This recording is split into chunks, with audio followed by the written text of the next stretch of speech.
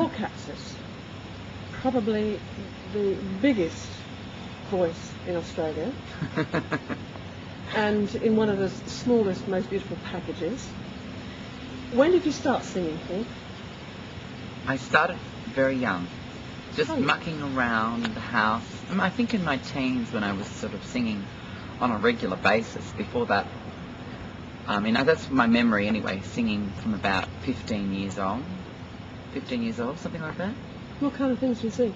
I used to I guess singing along to my records, the music that I liked, which was Skyhooks initially, and then Suzi Quatro, and then Janis Joplin. So really you kind of began to model yourself on Suzi and Janis? Yeah, well, Ike and Tina Turner come in there as well. Which one, Ike or Tina? Tina. Well, Tina's voice, and her energy on stage, yes. That wild energy, and Joplin's wild voice and energy. And I, listening to blues and Bessie Smith and Billie Holiday, and I used to just mimic them and just, sing in the house. Listening to the music, especially the Greek music, in my father's car on long drives, and my grandmother's Maltese folk music. They call it Anna. When your grandmother first came to Australia, she lived in a house just around the corner. Yeah, just around the corner. She lived in Steel Street. It was the first house she lived in Surry Hills. Do you remember that? I mean, is this your patch? No, I don't. That was well before I was born. And then she moved to Riley Street and lived there for about 13 years. And then she moved to the house where I grew up, which is in Surry Hills, down the other side. So you're a real Surry Hillian then, aren't you? I really am, and I still am. I live here still. Yeah. I love Surry Hills. Getting back to music, you have sung with just about everybody, played with just about everybody. I was just looking this morning, there's Tognetti, Thelma Houston, Judy Connelly, Marsha Hines, the Soweto Gospel Choir. That's right. It's not your normal range, is it? I mean, you're not the normal range, so this is not the normal range either. Yeah, my range, I don't know, I always experimented. That was part of the thing of singing at home, was experimenting and just letting myself make noises and creating sounds, not... And you go from cabaret to theatre, Brecht. Tell us about working in theatre. Well, the thing I like about theatre, I think the most, is that I get to incorporate a character, or so it's not just singing a song. You're acting the song as well, which I think I do anyway in my work. I tend to take that into my work. I find it very difficult to just stand there and sing a song. When did you start working in theatre? I mean, actual straight plays, learning lines. Wow, okay. Well, I started out at Shopfront Theatre when I was 19, and I was with them for 5 years. And we used to make our own plays up, and we'd do Beckett, and we'd do Shakespeare, and so that's probably when I started in the theatre. I call that my training, really, those 5 years, because I was singing and acting, and we were also writing. So, and then on what I do during the week was I was involved with an amateur musical society group.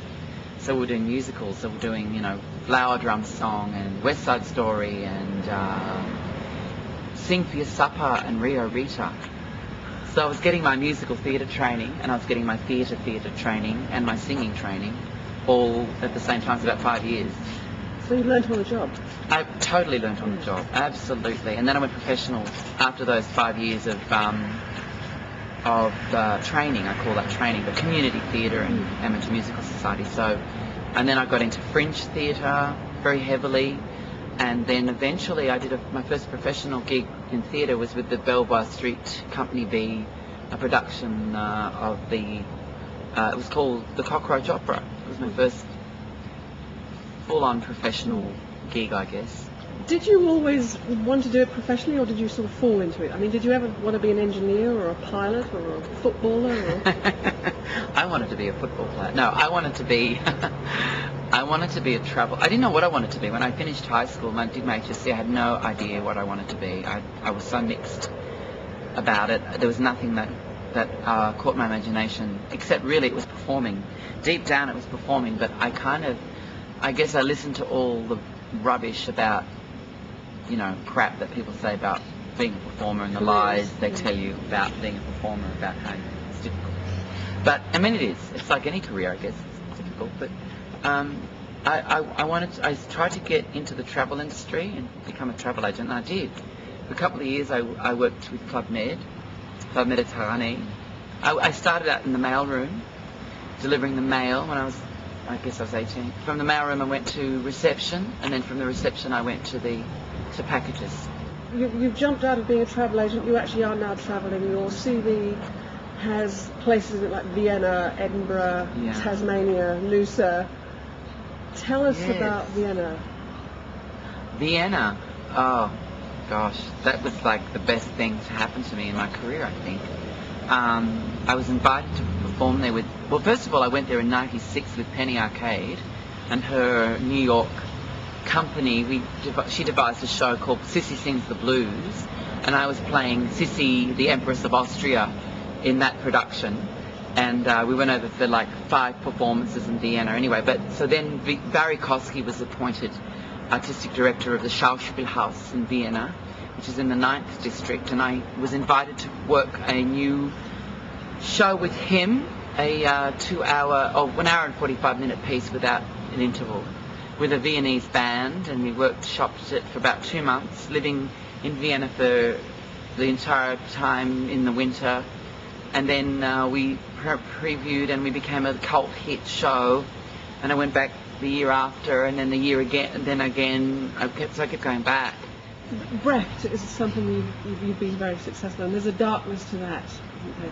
There's a darkness to the characters, the women singers that you channel almost, and yet you're a very gentle, sunny sort of a person. So who is this other person underneath who's struggling to get out? I don't know.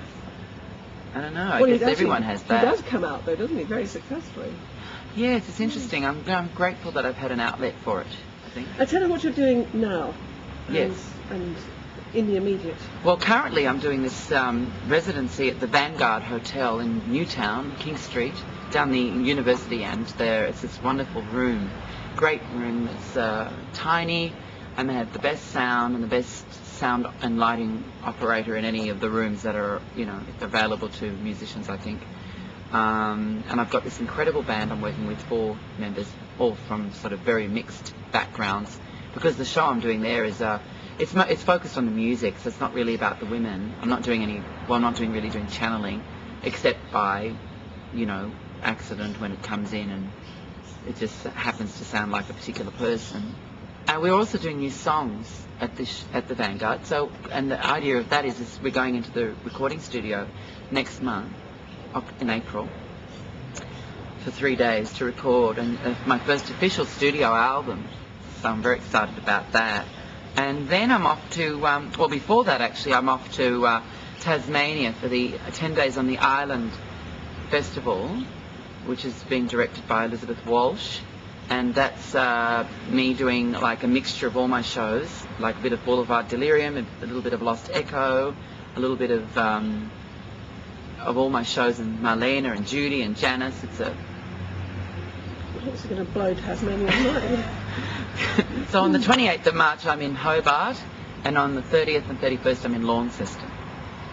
So amazing. Very exciting. I love it down there. Are you going to travel the show you're doing now? Or? Yes, there's a chance. It's very possible that I'm going to be in Adelaide for the Adelaide Cabaret Festival, and I haven't been there for about 7 years. So I'll get to go down there. But that'll be with Alistair Spence, who is my arranger now, musical arranger, piano player and singer. And he, I think we're going to pick up some musicians while we're there. Right, Paul, well, thank you very much for talking to us in this delightful bit of Surry Hills. Thank you, Diana. And I hope you have a very good post-Mardi Gras performance on, is it March the 4th? It's the 4th of March. It's the last Vanguard show. Which is my birthday. Oh, fabulous. And we will look forward to seeing whatever you do next. Thank you. Thank you.